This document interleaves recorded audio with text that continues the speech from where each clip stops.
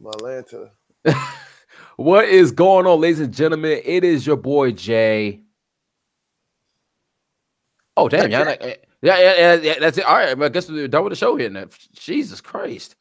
I know we haven't done this in a while, but come on, keep up with me, fellas. Cheese, what the fuck is wrong with you? I'm sorry. I'm so used to us giving us 3-minute hype videos of us talking ourselves up. After the fact. No, it was always at the start. I don't know what you're talking about with the after the Just fact. shut up and introduce yourself. Fine, I'm Cheese. As you can see, I clearly abide by being awesome. No, you fucking suck, Cheese. You like you just ruined the intro. We've been gone for mad long, and he said, "This is your boy Jay." You go, and I ain't Cheese, and I had some like cool little slogan that comes afterwards. But you just fucked everything up by just sitting there like, "Oh, where's my hype video? Why would it be hype, Cheese? You just fucked everything up. You killed the momentum." Jeez. They know who I am already. I don't need to introduce myself. And if they don't, I'm me. I'm me. All right, thanks. I had a cool slogan, but Cheese messed it up. So I'll bring one back next week. Well, get into it, Jay. Well, you know what? Just to revise myself. I am Pusha J, and Cheese is Patrick Graham. Yeah.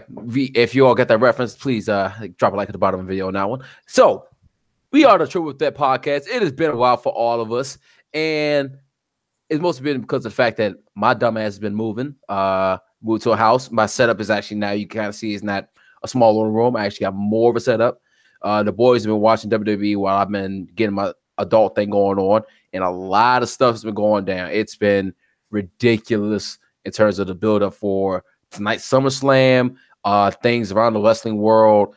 We have a lot of signings, a lot of like people leaving. Oh my goodness, it's been a lot of different news. So what I'm going to do first, before we get into anything SummerSlam wise, feud wise, I need Eddie to kind of get us updated on the news in the wrestling world. Please take it away, Eddie. Of course, it's me. Yes. Okay. Well, just to go briefly as last night, Matt Riddle, independent superstar sensation, has signed with NXT.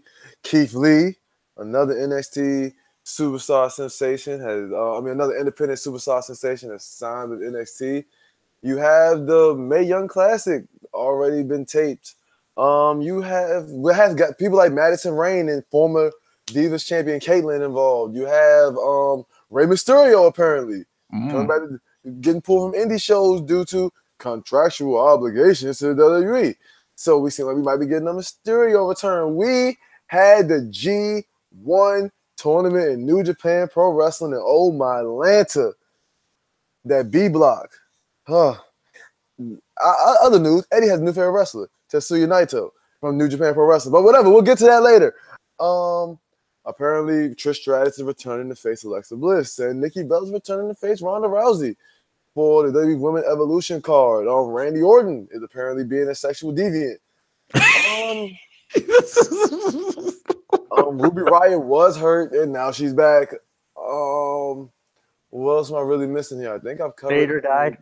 Oh, Vader and Jim the Anvil Neidhart have passed away. We have actually we also have on the independent circuit All In sold out in less than a half an hour in Chicago. And shout out to Cody Rhodes. He's been the superstar. And the Young Bucks. And the Young Bucks. But Cody Rhodes has been a superstar to one of the few superstars in recent history that have left WWE and have been way more successful after leaving the promotion. Shout out to him. He's been killing it. Him and his wife, man. And then also, I think CM Punk getting sued by Colt Cabana. Oh yeah, I forgot about that. So if you all haven't up to date, CM Punk sued WWE, sued Chris Demand, and then they actually took 2 years in order to get this lawsuit finally kind of settled the court. It got finished up last month, and now Colt Cabana is suing CM Punk because of legal fees, saying CM Punk's going to pay him. Pay all his legal fees, things like that. CM Punk never did it. Therefore, boom, it's just a whole mess. And now Chicago fans are.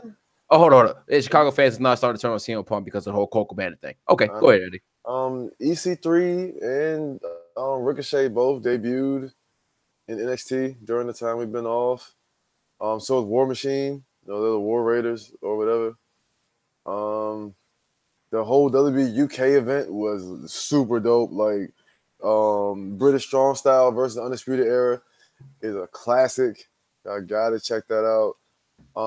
Mustache Mountain versus Roderick Strong and Kyle O'Reilly, the classic. You gotta check that out. Ricochet and Velveteen Dream was a classic. You gotta check that out. That was a great match. Oh man. Yeah. So I think we're all. Oh, and apparently Chris Jericho might be signing with Impact. Yeah, I did see that. And he's also the New Japan Intercontinental Champion. Chris Jericho he actually tweeted himself. He is a free agent. So I don't know what his WWE contract stipulates. Because I think he actually might be out. But he's been living his best life and doing a lot of different promotions and working it really well, because Chris Jericho, every time he comes back, he reinvents himself. That's what we need to see from a lot of different wrestlers. But I digress. Aleister Black is also hurt. I forgot about that too. Yeah. Okay. Let me ask you. Okay. I gotta really ask you this question. Was that whole unconscious thing a real thing? No. Okay. Good. Thank God. I'm like. He had surgery on his Oh yeah, that's right. Because they had to quote unquote, they had to write him out the storyline, and that was the way to do that. Yeah. So let's get to it, Jay. All right. So the way we're gonna do this is so we got the card tonight for SummerSlam, and obviously we start from the kickoff all the way through the main event. But we'll talk about these feuds going into these particular matches, and actually while we're doing this, then we'll give our predictions. Eddie, if you wouldn't mind getting a piece of paper out, because we're going to do these predictions while we're doing this. I got the notes already open on my phone. And Dean Ambrose came back. And Dean Ambrose did come back. He looks ready to go. Yes, he does. This dude look ready for a heel turn, and I'm here for it. He looks ready to do something. I don't know what it is, but it's something. He's ready to kill somebody, that's for sure. I was expecting him to be in Cincinnati, to be quite honest with you, when he returned. But perfect timing. All right, so start with the kickoff show for SummerSlam 2018. We start off with Andrade Cien Almas and Selena Vega versus Rusev and Lana. Now, I'm not sure how I feel about the build up to this match. It should be between the both of them. Between Andrade and Rusev, I think it would be hard hitting. Selena and Lana for each of their matches they've had on SmackDown. In my personal opinion, obviously they've not been the best. More or less for the fact that, Eddie, I think your mic's messed up again. I'll go ahead and keep talking, that way he gets himself set up. But I'm thinking that the matches between Selena Vega and Lana are necessarily the best. More or less to the fact that Lana's in-ring talent is not the greatest. But Cien Almas and Rusev's gonna be. Yep, you good. Okay. They've been awful, is what he meant to say. Yeah. Because Lana's awful. She is. But Rusev and Andrade, it's gonna be hard hitting. And I at least for that part, I'm okay with seeing that matchup happen. But I'm not really hyped up for this match. What you guys think? I got Andrade and Selena. Clear. Lana's awful in the ring. Rusev, that guy. Him and Andrade been putting on some good matches. But they got to get the young bull, Andrade. They got to start moving them up, man. I agree. They got to get him some work. So I'm rocking with Andrade. I don't like the build-up, but then again, I don't care about the build-up because I don't have no reason to care about either superstar at the moment. And WWE hasn't really given us a good reason to care. So, yeah, that's what I got. Cheese. I'll take Andrade and Selena with Aiden English coming in at some point. I think Aiden screws them over. Oh, yeah. Yep. So who you got, Jay? So next up on the kickoff show, and I don't watch the Cruiserweight, so I don't really care as much. Whoa, they be lit. Shout out my man Leo Rush from DC. I'm not. That's just me. I just don't watch them. I just don't watch them like I should. Yeah. But I mean, the cruiserweight championship is going to be between Cedric Alexander and Drew Gulak. Just because I've seen Cedric Alexander perform live, and that man is a beast, who really should be on the main card in terms of his talent and the way he can do. I'm gonna roll Cedric just to retain right now. Yeah, I think I'm going to also go with Cedric Alexander. I actually do like the build up for this. Cedric has been going through all of Gulak's homeboys. Gulak is the anti cruiserweight. He's the no fly zone. He's the guy that doesn't support the high spots and things like that. It's going to be a good contrast in styles, good submission based, mat based wrestler like Gulak going against the high speed, high potent offense, Cedric Alexander. I do think Cedric holds on to it until Leo Rush takes the belt off of him. And so I'm also going with Cedric Alexander. Jeez.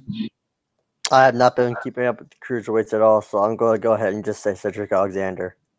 Okay, we got a clean sweep for Sid. Okay, next. This makes no sense to me in terms of why it's on this part of the card, but we have the Raw Tag Team Championship on the kickoff show between the B Team and the Revival. That's why it's on the kickoff show. Yeah. Why do I care about this match? I don't. You don't. You should.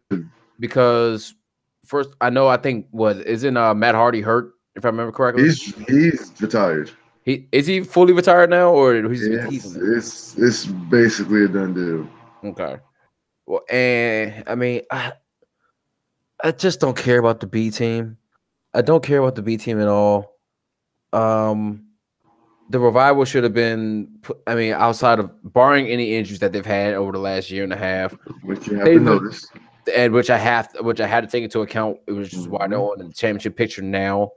They should have been in this position a long time ago when they made their debut against the New Day and came out kicking a lot of butt immediately. They beat the New Day and the Hardys and the Shield. Right. So my thing is, I don't. They should have been like similar to the way we said like Gallows and Anderson should have been champions like much sooner than they were. Mm-hmm. Revival should have been champions much sooner than they were on Raw.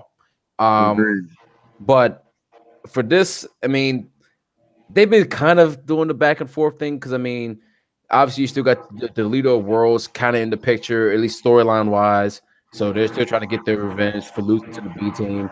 I honestly don't really care too much about this, like I said. And I'm going to keep the B Team actually keep retaining their titles because I think the Revival is going to probably do some after-match like attack on them and then really set themselves up for the next pay-per-view. Jeez. I don't care about either team. That's why this is on the kickoff because it doesn't. Neither one of these teams matter really. That's a fact. So I'm gonna go ahead. I'll just say the B Team just wins. I think they're just waiting until they finally can give Authors of Pain their You took my idea, you bastard. Gotta be faster, Eddie. You should have said I want to go first. I mean, I didn't get picked. You know, letting Jay be the moderator is a gift and a curse. So. I mean, I guess everybody knows my opinion on it now since she stole my hot take. I guess. So next one, I don't got nothing to say about it. So you basically saying B Team? Move on. Yeah. All right, so now at least in terms of the kickoff, now we're done with the kickoff. Now we move into the actual card, which you were actually excited about. So the first thing I see on here is Finn Balor versus Baron Corbin. Speaking of a match we don't care about, I don't want to see. I'm tired of seeing Constable, skull-bald, receding hairline. I didn't cash in the Money in the Bank. Long Money in the Bank match. Now I'm Stephanie's lapdog Corbin in any more matches with Finn Balor. Finn Balor deserves better than this. And I can't be upset because, there's a lot of storylines going on and a lot of stars. But couldn't he have just had a wrestling match? Couldn't it be like an inter-promotional match? I mean, Shelton Benjamin not doing nothing. They could have had a classic. I mean, outside of Randy being a deviant, he's not doing nothing. They could have wrestled. Who the hell wants to see Baron Corbin? I mean, come on. I mean, people don't even love to boo him. Like, it's sad when they don't want to cheer you, nor do they enjoy booing you. You just there. Like, get that man out of here. Like, come on, man. Y'all couldn't bring back Rey Mysterio for a one-off. Like, I mean, Chris Jericho for a one-off. This is SummerSlam. And we getting Constable Corbin? Constable Corbin? I got Finn Balor, bro. But we talking about not Karen. We talking about Karen. I don't care for Constable Corbin. He needs to work on his hairline. Just for men, it's called. That makes me feel better because I just got my hair cut today. They want to sponsor you. They want to sponsor you, Constable, because you're on live television with your head looking like that. Cheese, go ahead. I don't even remember how this feud even started. Don't matter. It doesn't even matter. Yeah, that's how little interest I've been paying attention to this, which is sad because I love Finn Balor. He's great, and literally every time he comes on, I find myself halfway through changing the channel because Baron Corbin comes out and it's like, oh, I don't want none of this. I just can't stick with it. I don't like it at all. I mean, and Baron Corbin honestly doesn't really want to be there at all. It doesn't even look like he just doesn't care at all. He's like Brock Lesnar, but at least Brock Lesnar is really, really good. Whereas Baron Corbin is really, really mediocre. He doesn't care, and you can see it in his matches. So I really hope this is like a 3-minute match that Finn wins. Go ahead, Jay. I just don't understand why like you said, Eddie, why they're doing my man Finn Balor so dirty. Man, listen, me and my mentee, we call this the fuck you Finn movement. Someone in creative is on the fuck Finn movement.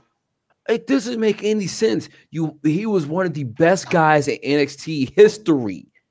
Yeah. He comes out to the NXT, he comes to the main roster, defeats all those guys in the fatal 4-way, defeats Roman Reigns, defeats Seth Rollins, becomes the first Universal Champion. And ever since he had that torn label because of that match, we have not seen a Finn Balor in a relevant position ever since then. He beat Rusev too. He beat Rusev, but it's a damn shame. It's a damn shame. And I guess the demon thing has finally gone away. I'm not sure. I think it was something came out about that about months ago. It's not gone away. The thing is, he has no reason to use it. Mm-hmm. Well, he has no reason to use it because they don't put him in meaningful feuds at this point because they continue to screw him over. But they get okay, right? But the question is this: just to play a semblance of a devil's advocate, because I do feel like he's in better spots. But when you look at the landscape, right? Let's look at the Raw roster. All the guys who we think he should or could be working with, all busy. Well, let me. Can I throw something into your devil's advocate argument really quickly? I mean, well, except for the Brock Lesnar thing. If you use the Brock Lesnar argument, then you got me beat. No. What I was going to say was the Finn Balor Bray Wyatt feud had potential. It had. Yeah, potential. but then Bray didn't break his meningitis or something. Mm-hmm. No, it was the mumps, I think. Yeah, there you go. Well, that's what I'm saying, but.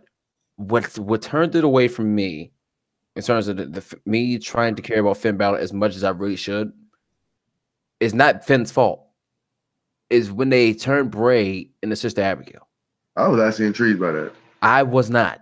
I was actually very disturbed by that. It didn't make too much sense to me. But then I think about it. Ever since then, have you truly cared about a Finn Balor match? Not because Finn is the bad wrestler, because we know damn well that's not the case. Mm-hmm. But his opponents ever since then. I mean, him and Seth had a great feud. Him, Seth, and Miz, that shit was lit. Touche. But it's just AJ match was lit. Yeah, and that's one off I will gladly take again if I ever had the opportunity. But yeah. It's just they're doing him dirty. I don't like. They are doing him dirty. He should be nowhere near Baron Corbin because Baron Corbin is literally the scum on my shoe. When it comes to WWE, at least. Oh, oh, come on. Okay, you brought up the point of you got Baron Corbin that lost the Money in the Bank briefcase to which I said he would. Well, not Money in the Bank briefcase, but lost the championship opportunity to what? To Jinder Mahal. He did. Which I said he would, by the way. Like why? And he cut his hair. Okay, great. What does that do for me? I don't care about the Baron Corbin match. His hairline is still pretty terrible. I bet we would like him if he had a better hairline. He needed a black barber. That's what he needed to do. But I digress. But Finn Balor wins this one. It doesn't even care. I don't care. Yeah, no, I don't care. The SmackDown Tag Team Championship. Now there's something I care about. The Bludgeon Brothers. Yeah. The New Day. Who y'all winning? Who y'all winning? Who? The New Day. They've been putting on classic after classic after classic. Have y'all been watching? Well, I know Jazz been watching. Jeez, you watching SmackDown, Jeez? I'm watching it. I've been keeping up with SmackDown. Oh, I mean, because I'm loving the New Day as always. There's been classics after classic after that 45-minute match with the Bar. That was so good. Ooh, that match with them Insanity. Ooh. I can't wait for Sanity to get going too, though. By the way, I'm trying to see Sanity and the Bludgeon Brothers run that fade too. I kind of need that too. And I need the Bludgeon Brothers to alter the pain too. I'm not gonna lie, but we are getting sidetracked. We are. Sorry, my bad. Keep going. Eddie. Keep going. Yeah, go ahead. They're out there blessing the culture with these matches. Now, there's a piece missing. I wish the Usos was there because they are still the best tag team on the planet. But you know what? If anybody's a super replacement to be the champion, it is the New Day. Let them ride. Let them come and try to break some more records. Let the brothers try to break some more records. And plus, they owe us something, so they want to reinstate Hulk Hogan. Yeah. So why don't you go ahead and slide them belts over to the New Day? Let's get the New Day and Sandy rocking for a little bit. Hell. Yeah. Bring back the New Day Usos. You cannot go wrong. We'll bring back the New Day and the Usos. I mean, that's the safest way to make money. I mean, there's a certain faction in NXT where the leader just lost the championship. That's a dangerous proposition. I like it though. And the War Raiders are no more contenders for the rest of their titles. And so it seems like in the next month or two, they might be free. If you get what I'm saying. You can let the New Day run with the belts until a certain man with a certain faction that promote a certain era that is, undisputed. they might come up and they might want to have a little conversation with them. My only problem with that is they're going to end up on Raw because there's too many multi-man factions on SmackDown. That's the only problem. Unless they move. But I love that shit though. I know. Let it be the Wild Wild West out there. Let it be just factions just going at it with just AJ sitting at the top, looking at youngins like, which one of y'all gonna claw out of here and try to face me? Because while Kyle O'Reilly, Roderick Strong, and Bobby Fish, whenever he comes back, which should be soon, God, I hope it's soon. He comes back, they're gonna be down there fighting with the Bludgeon Brothers and the Usos, the New Day, and the Bar. Let them get cast that fade while Adam Cole, baby, and over there in there with Samoa Joe and Shin and AJ. Let that mess rock. Man, I don't want Adam Cole. I don't want us to be there on Raw. Like, just keep Raw needs one good dominant heel faction. We're gonna get to that later because I want to talk about it. And y'all gonna love it. Because I got one dominant heel faction in mind. It's necessary. The Dean Ambrose heel is not the heel you want. I'm going to give you the heel you want. Go ahead, Cheese. We got off topic. We're talking about the Bludgeon Brothers match, right? Yes. New Day versus Bludgeon Brothers. Yes, sir. Yeah. Oh, yeah. Okay. So, at first, when the Bludgeon Brothers debuted, I was a little apprehensive with them just because, just remembering that, just a little bit.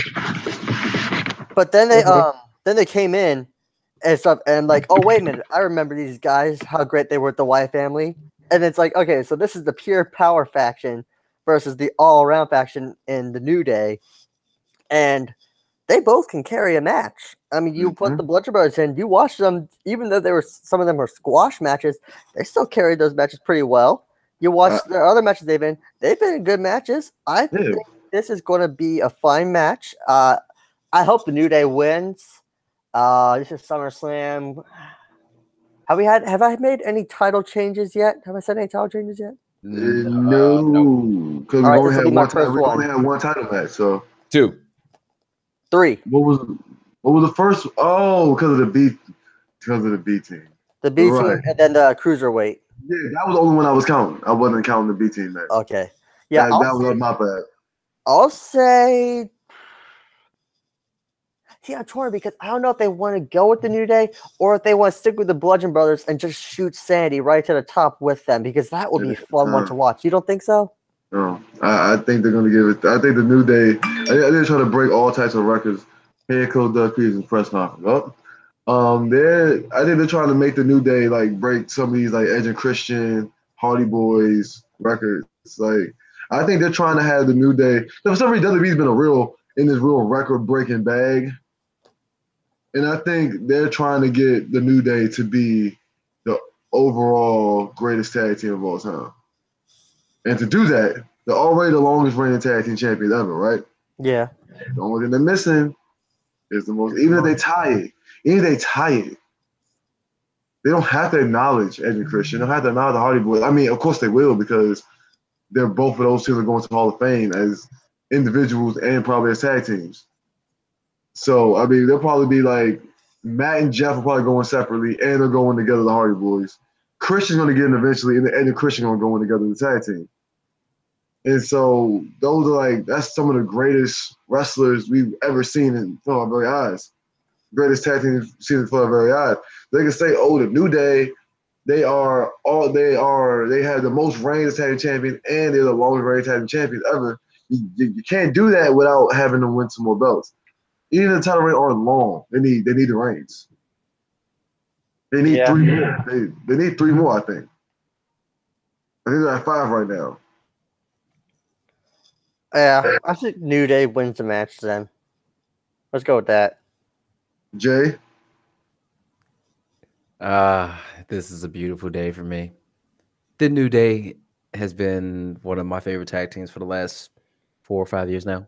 I don't like this voice you putting on, man. Yeah, I don't like where you're going. Yeah, man. That was real sexual, man. And let's just notice the fact that every time that they actually put on a performance, they find a way to innovate it. It's not the same daggone thing. Mm-hmm. It went from they came out as the Dragon Ball Z guys. They threw out pancakes. They had midgets in pancakes. They had they feeding pancakes to the kids. They doing all this stuff. They even put. I mean, what has the New Day done wrong? Nothing. Like we cannot speak to one thing. The gyrating. I mean, I'm good on the gyrating. I mean, it is what it is. I can't speak to that. I got nothing for that. I mean, you asked a question, I gave you an answer. Fair enough. But I would be hard pressed at the way that these guys have been. They've been more over than like in a span of time in recent history than I've seen for any wrestlers on the team. Except Daniel Bryan, I guess. Except for he was. I can't count Daniel Bryan because he had to step into that GM role. I'm talking about for active wrestlers in terms of long streaks. Like I have never seen any team, any wrestlers be this over consecutively for years. And the Bludgeon Brothers are good. They're really good. Don't get me wrong. I am not going to take away from Luke Harper and Eric Rowan. You shouldn't. But I don't think they need to have the belt right now. I think what needs to happen is they need to take the L to the New Day, which I think they're going to, and let the Bludgeon Brothers get into a war with Sanity. Whoever comes out of that, which should be Sanity, goes up against the New Day. Mm-hmm. Like let a war between like literally like big dudes like happen, and let the New Day be waiting for the people who become the end of that in part of that war. And throw in The Usos. That's right. I'm all for that. And when the Now, Usos are close, make it a ladder match. A 3-team ladder match with a contract hanging up. The Bludgeon Brothers, Sanity, the Usos. Then while Jay Uso is climbing up, they're close to grabbing that contract. The lights go off. The Undisputed Era shows up in the ring. that'd be dope. And then we get the Undisputed Era and the Usos. That'd be dope. Oh, yeah, it would. It would. Have you guys seen this new Braun Strowman shirt? The Get the Hand shirt? No, it's one on the front. It's him. It's like a character. It's kind of a caricature kind of style of him. But on the back says, "Braun, I'm not finished with you yet." Oh, that's not a shirt you would wear. That's like more your speed right there.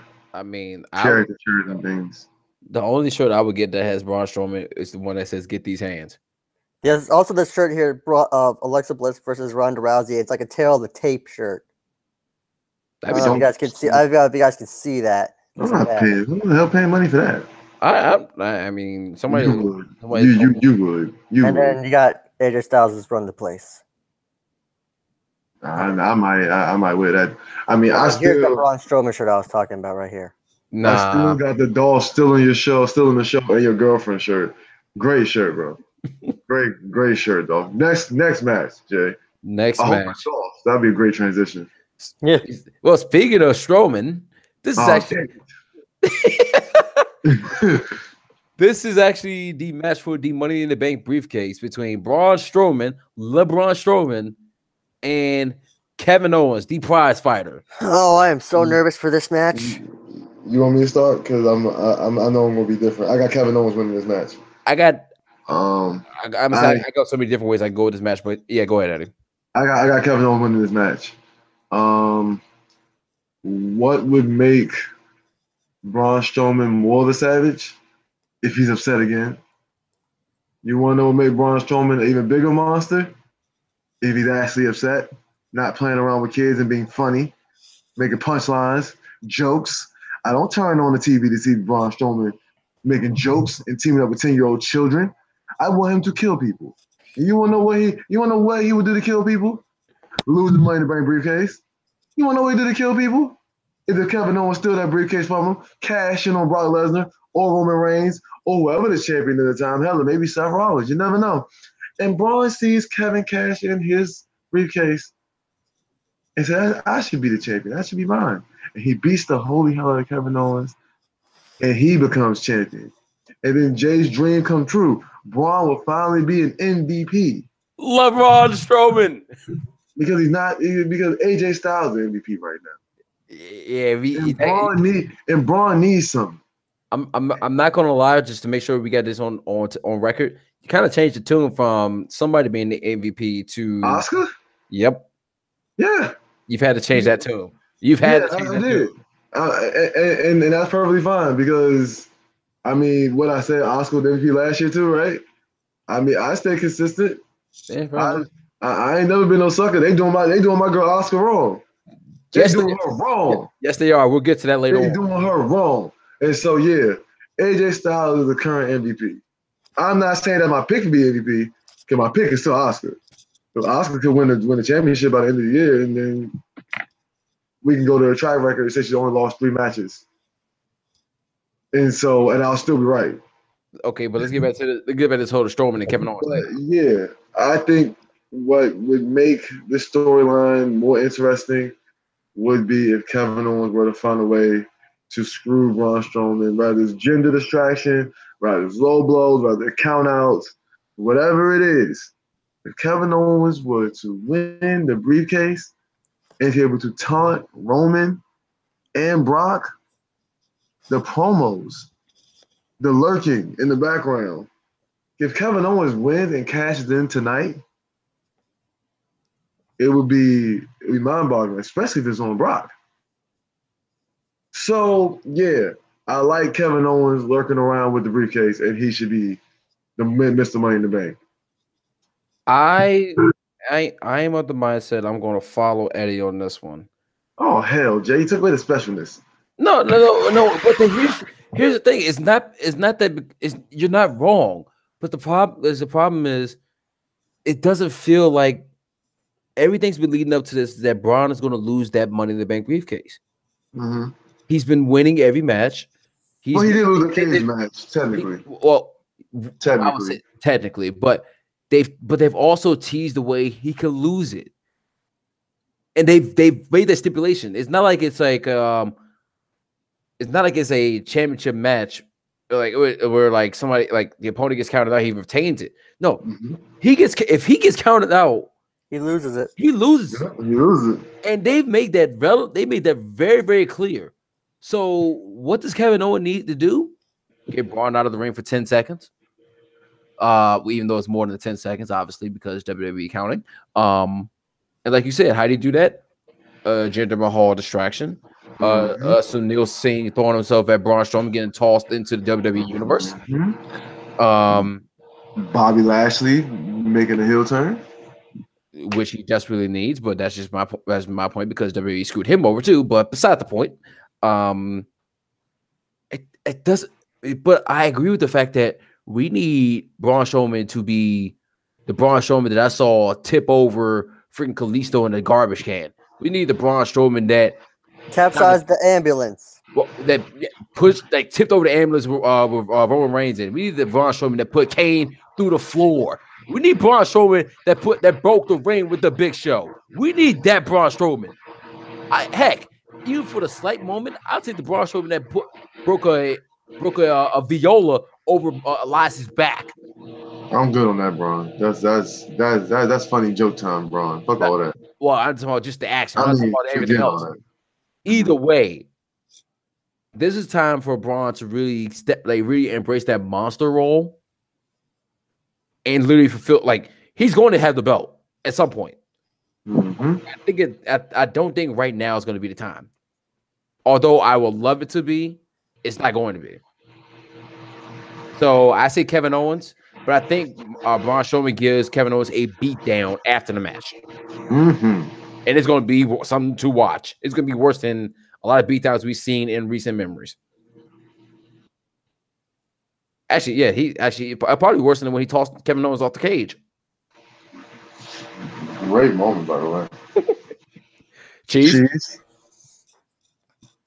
I'll take Braun Strowman just to be different, but I totally expect Kevin Owens to win. You son of bitches. What? I was different. I expect Kevin Owens to win, but I'll go let the record show that I picked Braun Strowman. I'm gonna kick your ass, Cheese. Whatever. And now all of a sudden everybody expected Kevin Owens to win. You son of a bitches. All right. I'm going to go first to this next one. And it's the United States Championship between Shinsuke Nakamura, the king of strong style, the great heel that he is right now. Low blow mania! It still runs wild! Yes! And Brother Nero, Jeff Hardy. Yes, the broken one. I'm going to say right now, it's going to be Shinsuke Nakamura. That's just my pick immediately. Because we all know what's about to go down. Yes. The deviant that he is. Say it. He's going to come back. He's going to RKO Jeff Hardy at some point. Either during the match. That's not what we were going with. No. But Eddie was so ready that Randy Orton comes out. Eddie, Listen. It's going to happen at some point in the match where it's going to be a distraction. However, the way it's going to end is going to be a nice little king shots to the back of Jeff Hardy's head. And it's probably going to be the meanest one that we've seen. And you actually probably going to hear it much worse than the Dolph Ziggler one, in my opinion. Oh. Because if you remember that king shots that Shinsuke hit on him on SmackDown, that's true. You heard that. You heard the impact. And he's going to retain the championship. And afterwards, you're going to have a Randy Orton program. Oh. and you know it's gonna happen. I was way more excited in the beginning. Sorry. Yeah. You can bring it back though. God, Jay, but we were cooking though. Like we were Cheese felt it. We were really cooking there. We man. knew where you were going with it, and then you're like, "No, I'm going to totally dim it down and just kill your expectations for what you want." I mean, we know who's gonna win this match, Jay. We know who's gonna win this match. The Deviant. We talking about low blow mania. That's what we talking about, Jay. We not talking about triple RKO. We not talking about all lives matter, Randy. Whoa. We not talking about Randy, Mr. I stand for the Confederate. We're not talking about Mr. I put my hand down my pants. We not talking about Mr. Steroid, Mr. I got kicked out of the military, but I want y'all to stand for the flag. We not talking about that man. We talking about the King of Strong Style, Mr. Kinshasa, the master of the low blow in every way to use it. Because low blow, what you gonna do, brother? Now let me say this one thing. Let me say this one thing. What part of no. Go ahead. What you gonna do, brother? When the low blow mania runs wild on you, that's the only mania we respect. I don't know the other one. All I know is Terry. That's what I know. I know Terry. But we talk about any manias, we talk about low blow mania. And low blow mania is gonna run wild on Broken Brother Nero. He will face or eat the ground, eat the knees of Shinsuke Nakamura. That's what we were waiting for, Jay. That's what we were waiting for. Tell me one time where WWE has lived up to your expectations on this match. The last pay-per-view, because I loved every moment of it. I loved how short it was. Yes, I loved how short it was. I love they low blow and they kicked him in the head and won the belt. I loved it. I damn near shed tears. That's how great it was. It was perfect. It was the best match on the card last month. Yes, it was. So with this build-up, you don't expect to see Randy Orton? Oh, I mean, that don't mean to ruin it for me. I'm just letting you know. I'm just speaking off of realistic expectations. No. I mean, if it realistic expectations, it can still be low blow mania. Oh, I agree with that too. That's how it was last month. I'm not saying I disagree. What me and Chi said, you build us up. We were expecting low blow mania. That's what we were expecting. We was like, oh, Jay, here we go. And you went Randy Orton. We were like, oh man. Hold on. Let me pause for a quick second. I agree with you. Cheese ain't the one to talk about low blow mania because he was the one that, and his own record, might I add. That's true. He was not a fan of the low blows. So I don't want to hear anything about low blows come from Cheese. You've been consistent about that. Cheese don't have no right to say nothing about that. Oh man, I love every moment of it. It's one of the best things about SmackDown. Is they just love those people. It's great. I mean, I still to this day enjoy every moment of it. People really, they really be, oh, if I only got one up on them, be like, nope. Yeah. I love it still. It's the best part of my Tuesday night. Oh, Lord. That is his entrance. Oh, Cheese. I would just say, can we talk about that image from SmackDown though, when Randy Orton was like right behind the curtain, just like had his head pressed popping out during that, like, and just literally like all the memes that are just going to come from that, like, when someone says, "What, get dinner?" or something, he's just screaming there, like, that was freaking hilarious. Such a weirdo, man. I know. Yes, it's true. I'm not really a fan of the low blows. Ooh.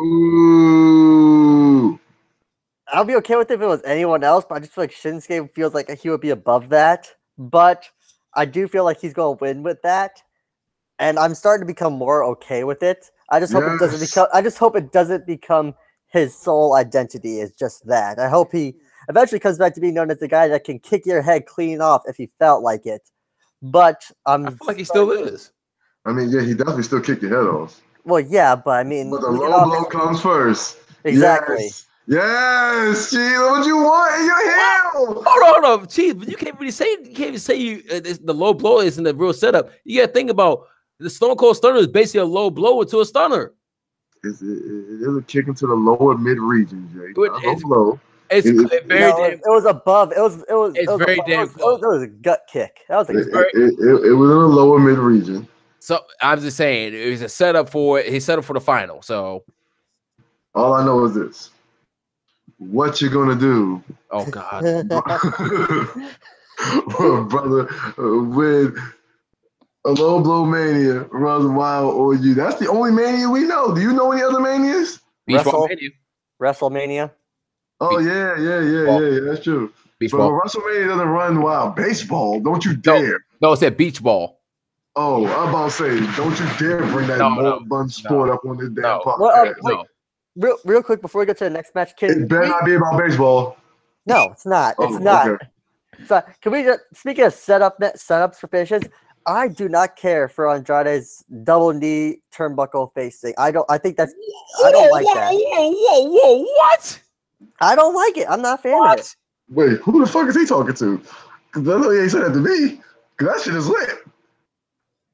The double knees off the That shit is Like, lit. double knees. I'm not a fan of that. Oh yeah. You Hold on. Yeah, So are you saying? Wait, time out. So Sasha Banks does it. You're not okay with it either? Does she do it? Yes, she does. Yes, sir. Yes, she does. God, I have not been watching Raw I that mean, much. it's literally called the needy aura. It's something like that. Yeah. But how can you not be a man? That is some brutal stuff. Even Del Rio, before he got kicked out, did it quite a bit. I hate it.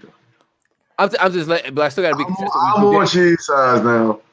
I'm on cheese size. I mean, my main reason that I don't like it so much is just because that seems like a very, very risky spot. Because you miss your knee just one minute, you're breaking someone's orbital bone. You're breaking someone's jaw, you know? So, and I know he's done this for years. I know he's trained with it. I know he knows what he's doing. But that doesn't change the fact that accidents still happen. You're not easily looking at knocking someone out for a good 6 months with that. I just don't like unnecessarily risky moves like that. I mean, but that's basically a lot of moves in WWE. I know that's a lot of moves, but that one just feels way too close to just being too close to just. I want to kill you. Let's talk about that makes me want to knee you in the face. Let's talk about every flying elbow off the top rope. That makes me want to knee you in the face, Cheese. That whole explanation makes me want to knee you in the face. Let's talk about every time that like Big E decides to do a splash on the apron, which is the hardest part of the ring. Let's talk about those spots. You want to talk about spear through the ropes, or spear through the rope, or just a spear in general? Come on, Cheese. I mean, the reverse hurricanrana, they land right on your neck. You can't say that. All the top rope, you could definitely crush some of your vertebrae on that. I mean, it's really not. I mean, the whole sport is dangerous. I mean, let's look how many times people been thrown off a cage or off a cage, and looks. I mean, we're talking about dangerous spots. Shoot, Shane should have died about five different times already. Take all the moves off the ban list, throw all that shit in there. Everybody just try to kill each other.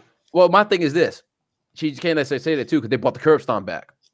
And the muscle. I mean, they did ban the muscle buster. They did in Rich Call's career. Tyson Kidd, Samoa Joe took that nigga out. Oh yeah, I mean, he took that man out. Yeah. All right, fine. I'll reject that. My previous explanation on the merits that I was just talking for the sake of talking there. I'm gonna say if you're not a fan, I get that. I'm just not really. So my thing, I'm just not really a fan of it. I don't know. I mean, it's pretty cool to look at, but in the end, it's just not. I don't like it. That's just me. So I'm like I said, that's fine. If you don't like it, you don't like it. You can say that. But to say that to cite health reasons and for people getting hurt, look at the daggone wrestling industry itself and tell me what move has not hurt somebody. True. That's all I'm saying. What was Santino Morella's finisher? I'm pretty sure that never hurt anyone. Oh, the Cobra. Yeah. Really? You really want to? You said, "Show me a move." There's a move. I mean, he did show you a move. Yeah, it's true. Whatever. All right. And to be talking about random things, I want Shinsuke's next opponent to be the Velveteen Dream. Next match. All right. I just wanted the marinade. Just go on that marinade. You caught my eye with that one, so I'm going to think about that for a little bit. Next match. The Intercontinental Championship between Dolph Ziggler and Seth Rollins, both of whom will have Drew McIntyre and now the returning lunatic Dean Ambrose in their corners respectively. Don't call him a lunatic. He's just Dean Ambrose. Dean Ambrose in his corner respectively. I'm intrigued. I actually am intrigued by this match. Do we think Dean Ambrose is going to turn heel tonight, or do you think that's going to happen later? I think it's gonna happen much later. I don't think he should turn heel because I think everybody's expecting it. I think what's going to happen is, I think Seth. I'm going to pick Seth to win this one. I think it's going to be cool between Dean and Seth for maybe another month and a half, give or take. When I would say cool, I mean obviously they're not like fighting each other, but the inevitable heel turn will become for Dean Ambrose. But speaking of just this match itself, it's going to be a good match. I mean, you got Dolph Ziggler, who's one of the best performers in the ring for years and years. Seth Rollins has been on top of his game ever since he came back from that knee injury. But there's that 2016 Monday Night Rollins. Yeah, the dude has been on fire. He comes out in that the Game of Thrones the Game of Thrones thing again. Oh, he's gonna be lit. It's gonna be lit. And I'm actually gonna enjoy this match. I expect to see one Claymore from Drew McIntyre. I expect to see a Dirty Deeds from Ambrose. Super kicks flying everywhere. But I think Rollins ends it with the curb stomp and gets the Continental title. I think if there was any other time other than when Shin comes out for a low blow to be used, and for low blow Mania to run wild, it would be this match. I think all hell will break loose. I think that the Raw Tag Team division is missing something.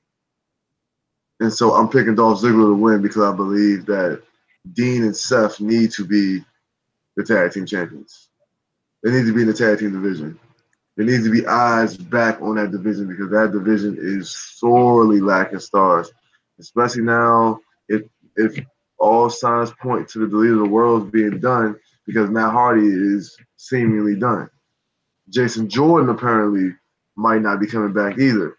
So he might not get an American Alpha thing going. So with those type of things floating in the air, and we don't know what tag team's coming from NXT or who's going to replace that. We got just the B team. I mean, Fandango's hurt, so we didn't get Breezango. So when you just got the B team, the Revival, and I think bigger plan online for AOP, even though they should eventually become tag champions. I'm going to explain that later. I think that Seth Rollins and Dean Ambrose need to be involved in the tag team division. To do that, Seth needs to lose to Dolph. So I have Dolph Ziggler still winning by hook or by crook, even with the ever impressive reemergence of the wannabe lunatic Dean Ambrose. Jeez. I feel like this is going to be the dark horse match of the night because both of these guys, as we know, have consistently been great, even when they haven't been facing each other. It's hard to find a bad match either one has ever been in. That's true. I feel like maybe, there's definitely going to be obviously interference from both guys, Dean and Drew. And I feel like that could be a fun match to watch as well. Oh, Dean and Drew? What's that? I said, Dean and Drew? You're right. I feel like that would be a fun one to watch too.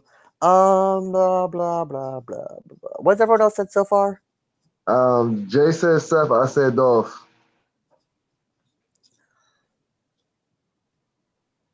I'm going to go with my another title change. I'll go ahead and I'll say Seth as well. This is just a standard match, right?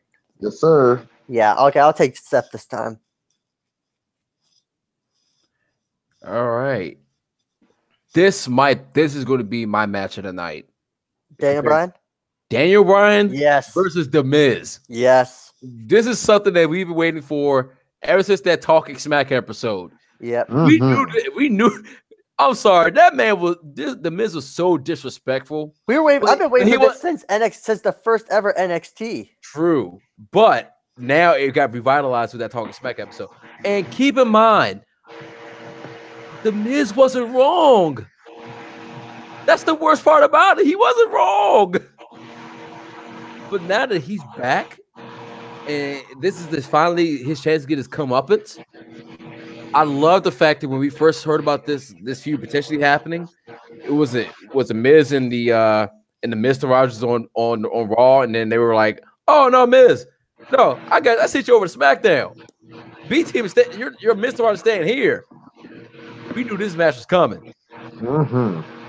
And man, that man, the Miz, has been so disrespectful. Yes, he is. Oh my God, he talking about bringing his newborn baby into the mix. This is basically Pusha T Drake, sort of. I mean, God, why? He's talking about, and then now Maurice got a baby. Now I know Daniel Bryan has to stoop to that level, but I mean, he basically said he didn't basically. He did say the Miz, you can't wrestle. The Miz has been consistent for the last 10 years. He's been holding down the IC title for many years, bringing out the relevancy. This is going to be the match of the night, in my opinion. But I have to say, my pick for this one is going to be The Miz. It's going to be The Miz because I think they're going to draw this out a lot longer, and I think they have so many ways they can go with this that I can't see them just ending it after SummerSlam. Eddie? God damn it, Jay, you took my pick again. I also had The Miz. I think that The Miz has way more trash talk in him. We get way more fire promos if he beat Daniel Bryan than if Daniel Bryan beats him. He's gonna prove all his points because he's been saying in interviews that Daniel Bryan return has been a bust. It's been a bust. It's been a bust. And he beat him. He go, yeah, I told you so. Yeah, fuck boy. I told you. You wasn't that good. You talk all the I can't wrestle shit, but here I am beating you. Now what? Blah blah. Left him rock out.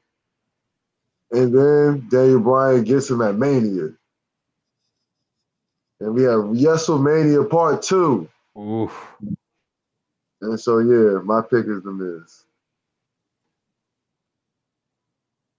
Cheese. 8 months? We're talking about maybe 8 months of this? Probably, yeah, about that. Maybe a little longer. I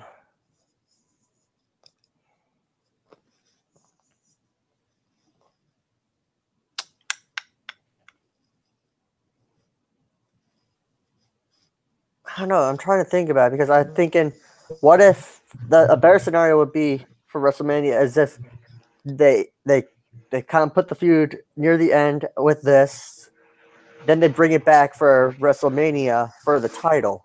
Would be fun.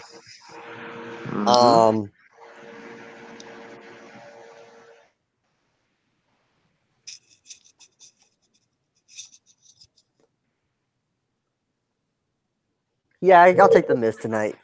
God damn it, Cheese. Stop making valid. Let me go first, and then I won't have to piggyback off of you guys. All right. No, you did to a point last time. Do you know what? You go first to this next pick then. Shit. Wait. What's the match? The next match, I believe. I gotta pull this back up here. Next match. This is what I know she's gonna have a nice little opinion on. The SmackDown Women's Championship. Yes. Oh, No. hell yeah. Damn. Yeah. Carmella, the current champion, versus Becky Lynch versus Charlotte in a triple threat for the SmackDown Women's Championship. Cheese, you may go first. That's what you wanted. I was really hoping it was going to be the SmackDown title. The WWE title that we were going to talk about. No, we're not letting you go. We're not letting you go first for that. Get out of here. Oh, you bastards. I'm sorry, what was that? Anyway. You keep forgetting I know where you live. Yeah, I finally know where you live after several left turns. Okay, but you don't want the smoke though. So many turns. You don't want the smoke, man. I mean, it's already settled with me that I'm gonna kick your ass when I see you. So it doesn't really matter to me. I literally hope. I honestly do want Eddie when he first meet me, we shake hands and then he goes ahead and punches me in the face. That is literally what I want to happen. Who wants that to happen? I mean, I'm gonna punch you first and shake your hand. Anyway, Cheese. God, I hope Carmella loses. I'm so sick of her. It was fun for a little bit, but now I'm just sick of her. But because now it's a triple threat match, she's probably not going to lose. I'm guessing. God damn it, Cheese. I don't know why they couldn't just pick out Charlotte or Becky. I don't know why they couldn't just do that. So Carmella's going to win because someone's going to knock the other one out, and then she's going to come in and get the pin, and we're all going to be sad again until Asuka comes back. I'm going a different route on that one. I'm actually going to go with Charlotte Flair to win the women's championship. Here's the reason why. This whole build-up was for Becky to get like, okay, she's back. She's gonna get back in like she was the first SmackDown Women's Champion when they actually reintroduced like the belt and the brand split again. She was. That's true. And she ever since then she was on a downward spiral ever since losing that championship. But then she's made her way back up. She's beaten many people with Disarmor. Your iconics, Cheese. Because you were so hype about Billy Kay and Peyton Royce, weren't you? I love Peyton Royce. Where are they at now, Cheese? I love Peyton Royce. Ask Dave Meltzer. Whoa, come on, man. Oh my God. Come on, man. Whoa. Him disrespecting my iconics like that? Yeah, he's on his ass whoops. Not in the literal sense, in the figurative sense. Not speaking of Meltzer, but I'm just saying. But Becky has been making plenty of like. This is when Eddie brought up the importance of win streaks. This is where win streaks actually matter. And Becky Lynch has honestly had quite an impressive win streak to get to this point, and then now Charlotte comes back from injury, and now she's automatically putting it back into the title picture. Oh, like this is one that I think they're going to go with. I would think what I believe the same route for a champion, someone who's proven it at least 3 times already, 3 or 4 times, and get the belt right back to Charlotte. But that starts a program with Becky Lynch because now Becky's ticked off that she came back and stole her limelight after she worked so hard to get back to get in the title picture. No. I think Becky finally had enough at that point. And that's why I think Charlotte's gonna win. But I'm not saying Becky turns heel because I don't think she works good as a heel at all. But this is gonna be like, okay, I thought you were my friend. Now you just come back, I'm still on limelight. No, we gotta fight.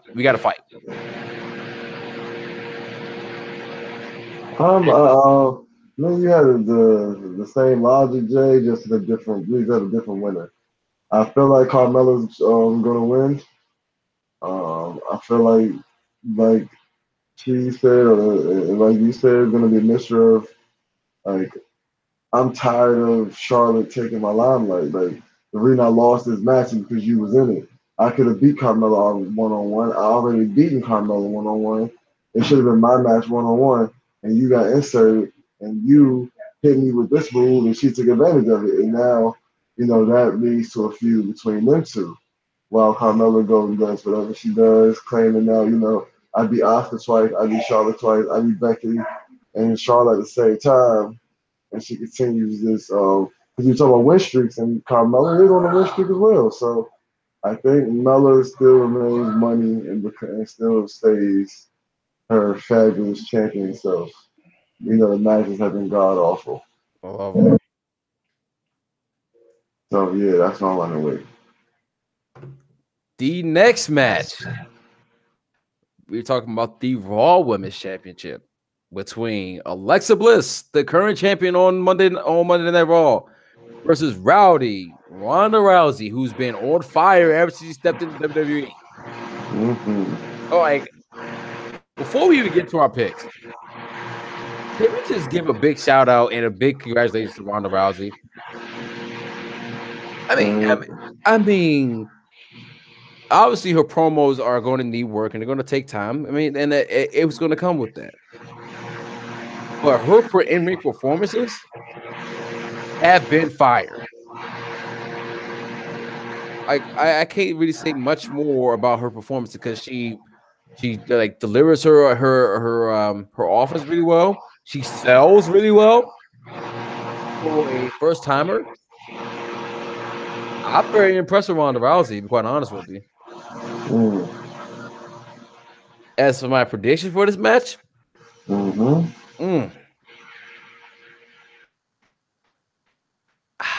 dang, I might be wrong about this one, but God, let it be right. Let Ronda Rousey break the mold and get her first championship tonight. I agree. Ronda's gonna run through Alexa, and she should. Ronda becomes champ tonight. Like, even if there is interference between Mickey James and Alicia Fox, she's gonna run right through him. She's gonna run right through him and take the championship. I really want that to happen. I really feel like this is the time where WWE actually breaks the mold and says, you know what? Now, even though the person that looks strong on the Monday or the Tuesday before a championship match, they will win it this time. And Ronda is a credible character at this point that she can really walk out of SummerSlam as a champion. Jeez. Ronda's gonna win. All right. Okay. There we go. Alrighty then. And I'm pretty sure we already know what Eddie's pick is. Well, Ronda, yeah, of course. All right. So last two matches on the card. Which you want to start with? The one that's more. Let's start with the one that we don't really care about. The Universal Championship. All right, I'm going first. Go first, Eddie. Roman Reigns will become Universal Champion tonight. And he's going to become Universal Champion tonight with the help of Paul Heyman. And not just with the help of Paul Heyman, but he will become Universal Champion with the help of Paul Heyman and the Authors of Pain. Roman Reigns should form a faction with the Authors of Pain with Paul Heyman and become the most dominant heel faction that we have seen in the past 10 years. Roman, no matter how hard you tried, cannot get universally cheered. But we know he's going to get universally booed. And how to get universally booed? By doing some heel shit. So why don't you just have him team up with his Samoan brothers, the Authors of Pain? I mean, Paul Heyman got to be tired of getting bitched around by Brock Lesnar all the time. So let them all form into a super group.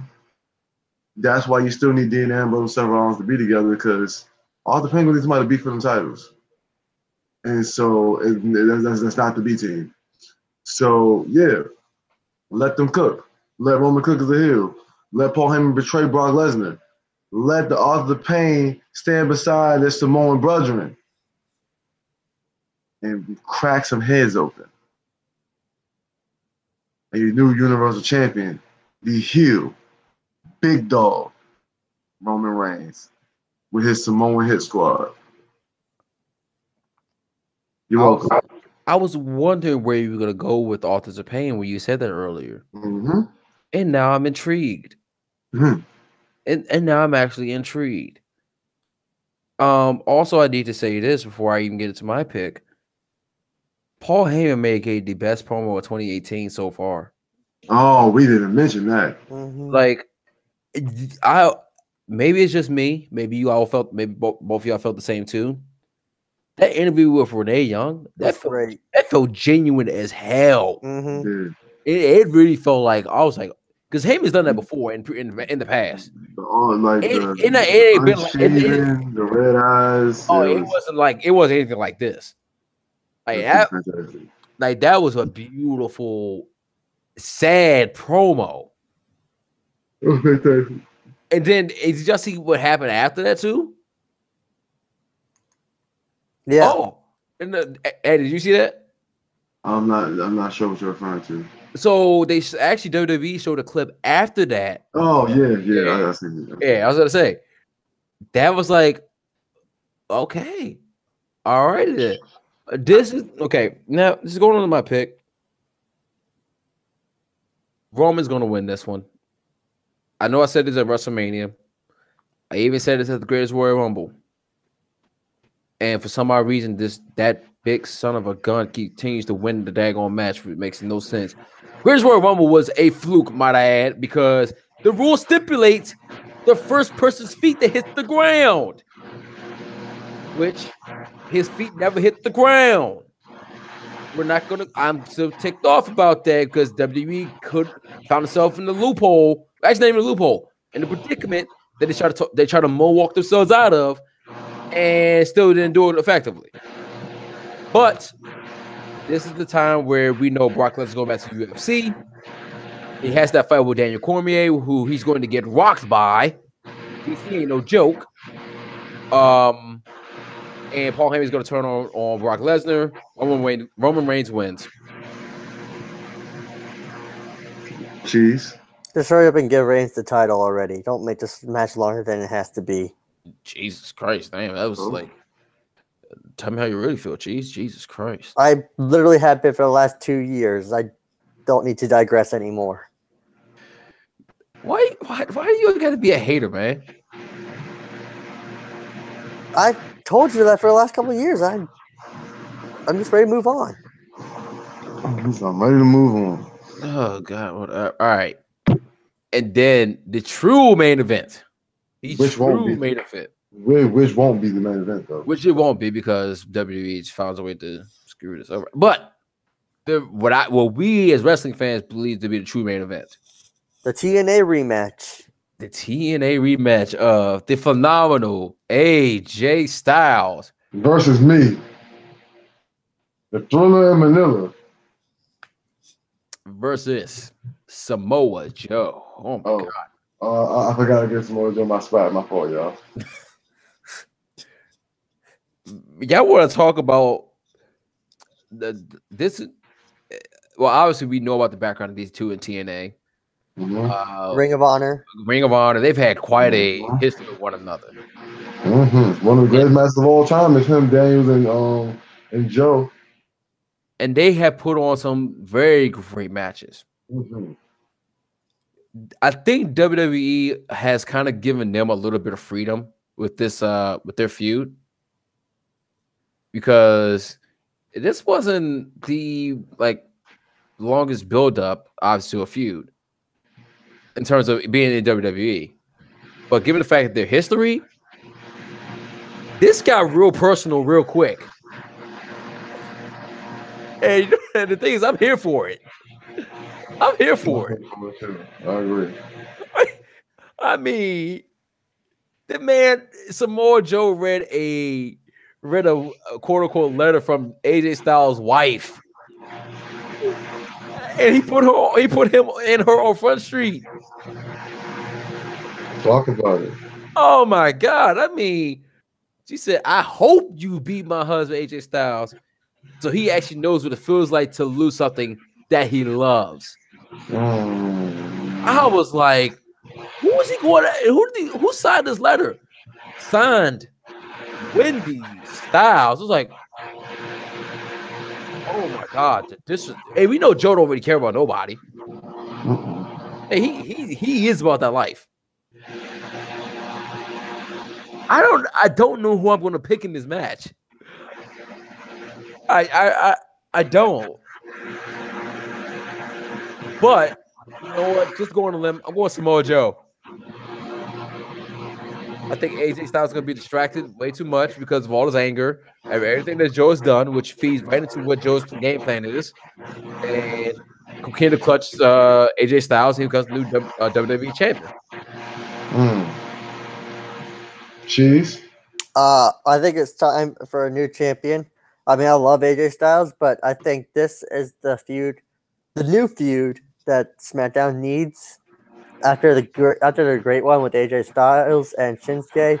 I think this is the feud that feud that I've been waiting for. So I think it's time that Joe wins the title this time. As much as I want to pick Samoa Joe, I think they have some really historic things that they want to do with AJ. Like, I think they want AJ to actually break CM Punk's WWE Championship record. Not just the general championship record that Brock broke. Thank you. But I think the actual WWE Championship longest reign record. I think they want AJ to go ahead and break that CM Punk will no longer be at the top anymore. And I think he will. And to do that, he has to get past Samoa Joe. Unless I think Samoa Joe should be the Samoa Submission Champion, the Samoa Submission Machine, I think AJ Styles, walk out still phenomenally a world champ. I just find it hard to believe that. Well, we're here. There's some, and can we think about the fact that there are some names on this? Like, there are some names that are left off on this card that we should be seeing on here. Like who? Well, your main girl Asuka for one. That's a fact. Don't even get me started. I know they really haven't done it right. Bobby Roode's now on his card. Oh, I think. Oh, Yeah, shoot. he left. I think he'll be back in a second. But yeah, Oscar's now on this card. Bobby Roode's now on this card. Elias is now on this card. I can't believe they were going to put Elias and Bobby Lashley. I thought they'd lead that up to a SummerSlam match.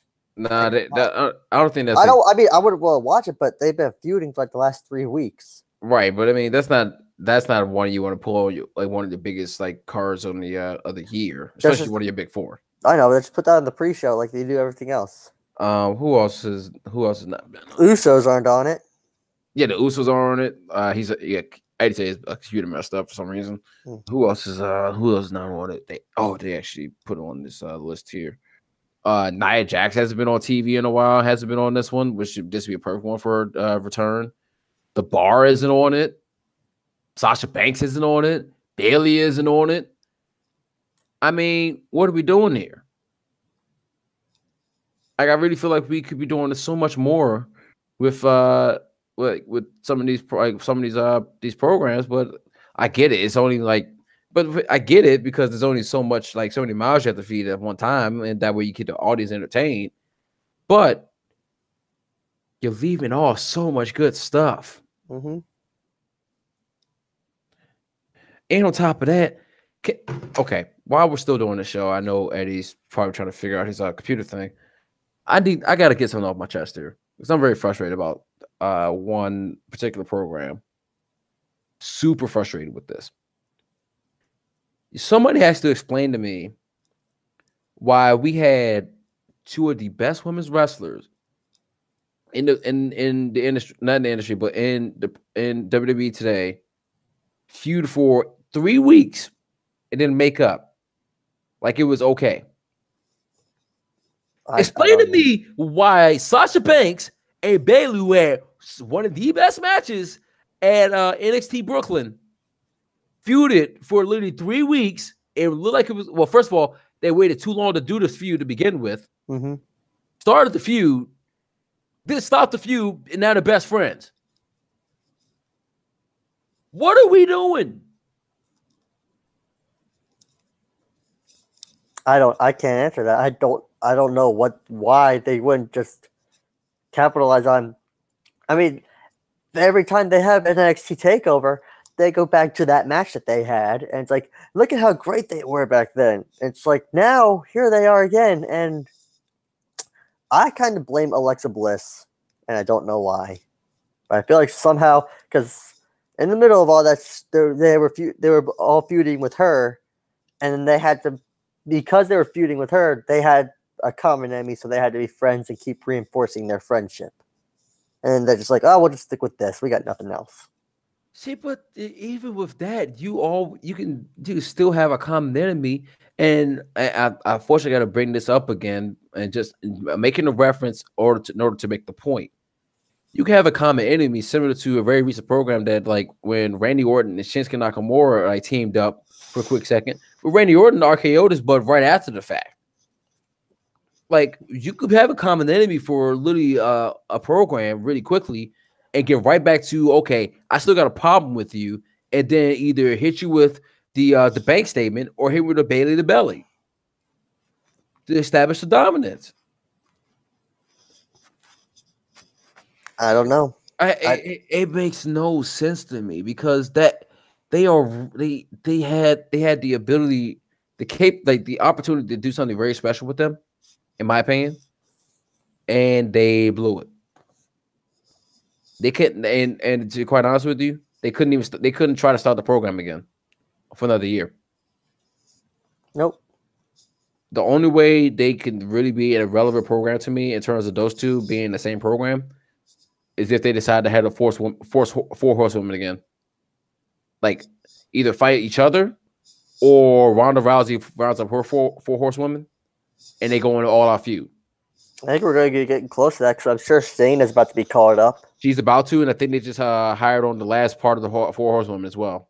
Is that the one that's in the Mae Young Classic? I think so. Okay. Who's the third one? Oh, shoot. Let me see. Ronda Rousey's 4 horsewomen. Ronda's always on Raw. Shane is about to be caught up because she dropped the title. There's that one girl that pretty sure she's one of them. She's in the Mae Young Classic, and then there's the other one. Let's see. Jessamine Duke. Is she the one that's in the Classic, or is she the one that's?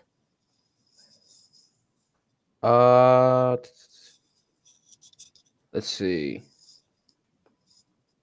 So I think she signed all. They signed all 4. So they Ronda Rousey, I know they Shayna did. Baszler, Jessamine Duke, and Marina Shafir. Okay. So they're actually. Duke, I think she's the one that's in the Mae Young Classic. I said they're all on under WWE at this point. I wish you could switch one of them out for Paige Van Zant. That would have been more fun.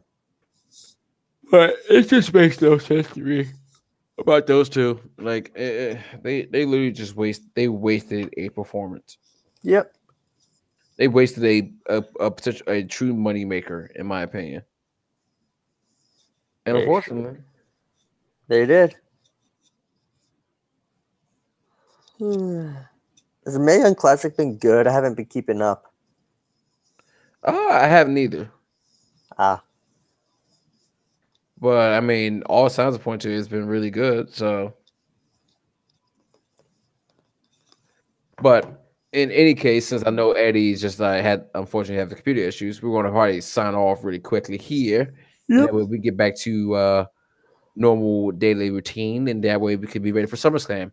So, guys, if you enjoyed the podcast, please drop a like at the bottom of the video. Subscribe to the channel if you are new. Make sure you hit that notification bell to know when any of our live podcasts are going up and when any of my videos are going up on the channel as well. That way you are up to date and able to watch good content. And we will be getting back into this. Like I said, I'm finally settled into this place, so we should have more consistency moving forward. And I'm really excited so we can get you some more content. But in the meantime, this has been your boy Jay. On behalf of Eddie, I know he wanted to probably give his outro as well. And I've been Cheese. And this has been the Triple Threat Podcast, and we will see you all in the next video, hopefully next Sunday. I'll be see you soon. Peace out, guys.